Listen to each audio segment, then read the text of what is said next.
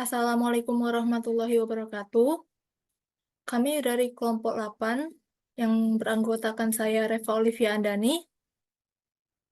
Saya Bunga Khairania Amara. Kami di sini akan mempresentasikan judul kami yaitu Manusia dan Harapan. Yang pertama adalah pengertian harapan. Harapan berasal dari kata harap yang artinya keinginan supaya sesuatu menjadi kenyataan di masa yang akan mendatang. Harapan artinya keinginan yang belum terwujud. Berikut salah satu contohnya. Budi merupakan seorang mahasiswa universitas terbuka. Ia belajar rajin dengan harapan bahwa di dalam ujian semester ia memperoleh nilai A. Dari contoh di atas, apa yang diharapkan Budi ialah terjadinya sebuah keinginan. Karena itu, ia bekerja keras. Budi belajar tanpa mengenal waktu. Semua itu dengan suatu keyakinan bahwa akan terwujud apa yang akan ia harapkan. Jadi untuk mewujudkan harapan itu harus disertai dengan yang sesuai dengan apa yang dia harapkan. Meskipun sudah berusaha keras pun, kadang-kadang harapan itu belum tentu terwujud. Yang kedua yaitu kebutuhan hidup. Kebutuhan hidup dibagi menjadi dua, yaitu kebutuhan jasmani dan kebutuhan rohani.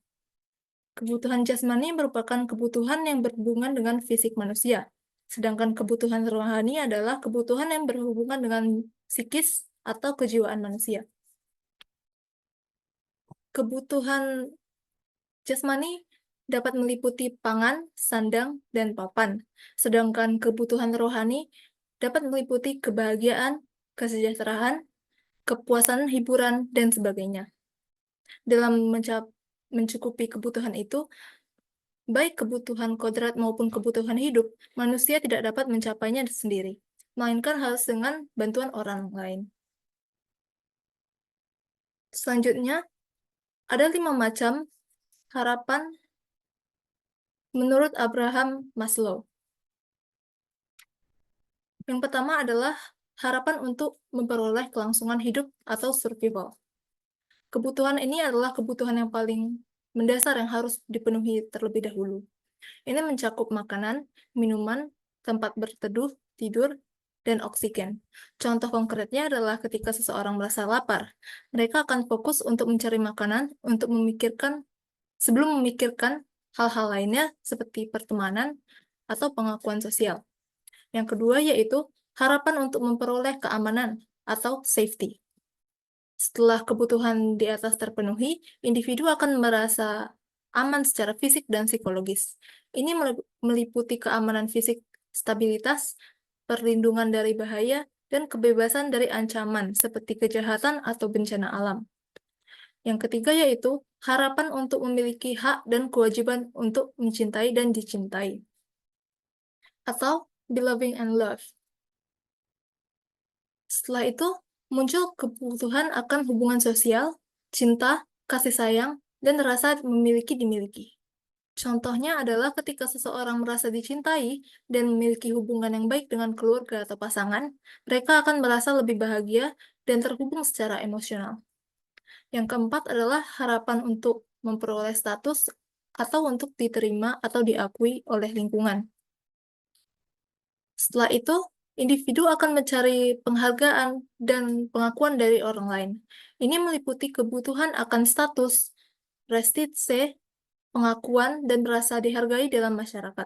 Contoh konkretnya adalah ketika seseorang meraih prestasi dalam pekerjaan atau bidang lainnya dan mendapat pengakuan dari atasan atau rekan-rekannya. Hal ini dapat meningkatkan harga diri dan motivasi mereka. Yang kelima yaitu harapan untuk memperoleh perwujudan dan cita-cita atau self-actualization. Tingkatan tertinggi dalam hierarki Maslow adalah kebutuhan untuk mencapai potensi pribadi maksimal, mengembangkan bakat dan minat pribadi, dan merasa memenuhi tujuan hidup. Contoh konkretnya adalah ketika seseorang mengejar impian dan tujuan hidup mereka, seperti menjadi seorang seniman terkenal, ilmuwan yang berkontribusi besar, ataupun pemimpin yang membawa perubahan positif dalam masyarakat. Selanjutnya adalah harapan sebuah fenomen nasional.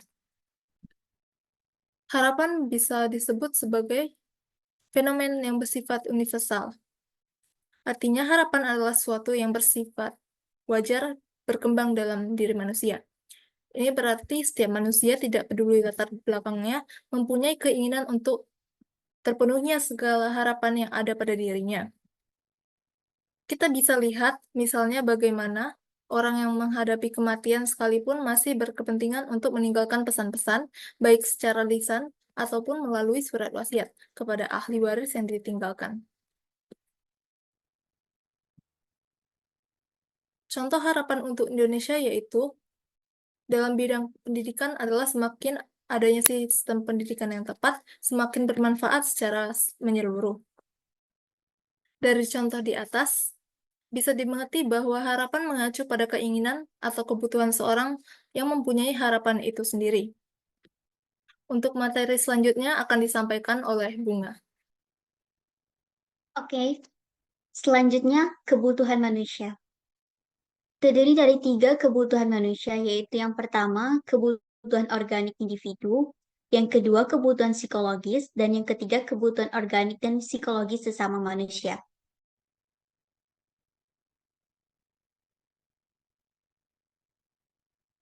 Sekali lagi, masing-masing kelompok kebutuhan tersebut bisa saja positif, bahkan negatif.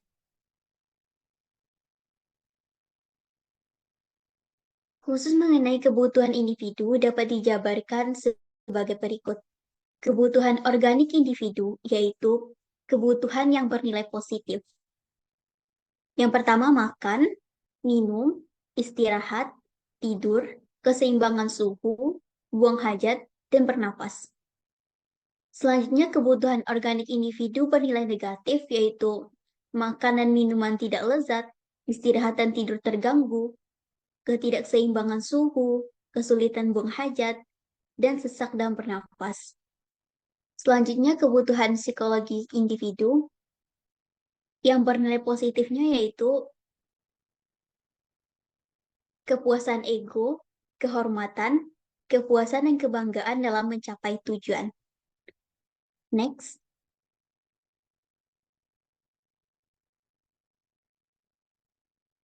Selanjutnya adalah kepercayaan.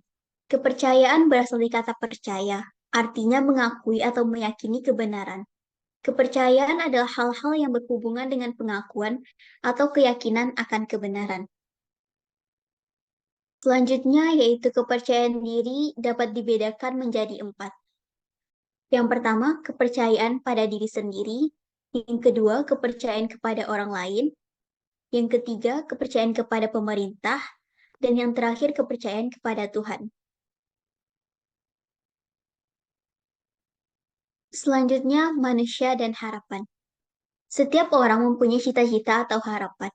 Jadi, harapan itu sifatnya manusiawi, dimiliki oleh siapapun dan dari golongan apapun.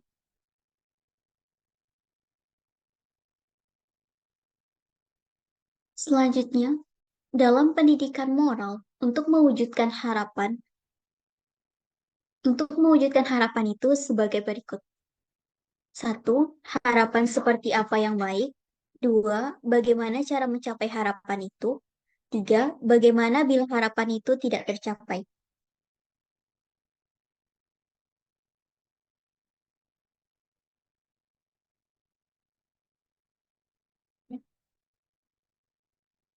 Selanjutnya adalah kepercayaan.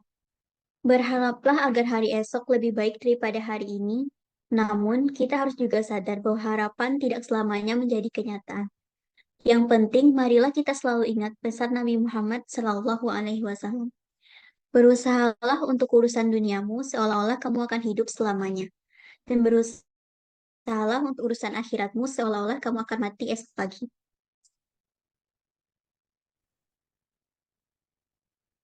Baiklah, itu saja presentasi dari kami. Terima kasih atas perhatiannya. Assalamualaikum warahmatullahi wabarakatuh.